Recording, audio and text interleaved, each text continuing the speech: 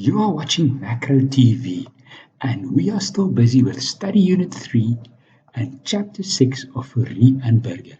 It's the ADAS model, and we are looking at different shocks to the macroeconomy and how we can use the model to get an insight into the impact on prices and incomes in the macroeconomy. Now, we're at supply side disturbances, and as mentioned in the previous video, these cause the aggregate supply function to shift. Now, that means that the short run and the long run aggregate supply can move. And the adjustment typically occurs in two phases.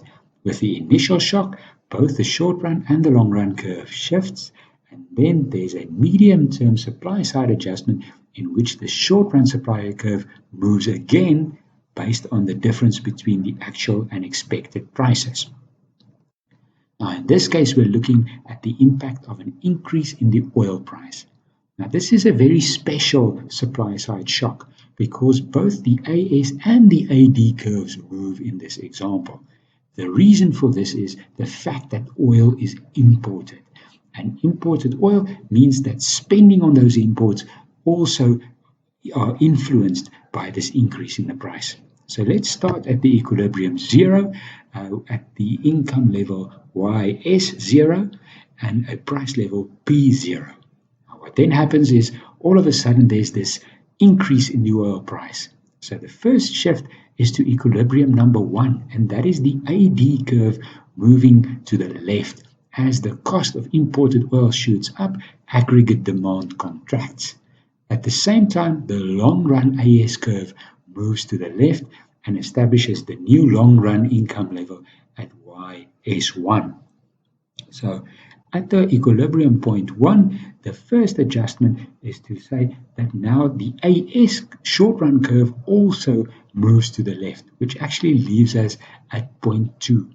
So at this equilibrium, the price P2 is greater than, that's the actual price, is greater than the expected price P0. And at that stage, that means that laborers realize that their real incomes have decreased, they are falling behind, and they negotiate their labor contracts to get a wage increase.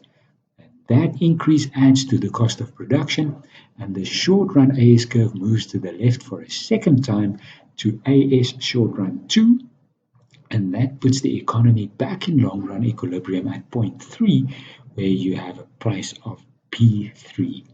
So the net effect of this shock is an increase in price and a decrease in incomes. And what makes the oil price shock different is that it is also a shock to the aggregate demand. But the rest of the mechanics are very similar to a regular supply side shock. The lesson is that if oil prices increase, it causes stagflation. The economy contracts and prices increase. Now, this video explained the case of an oil price shock.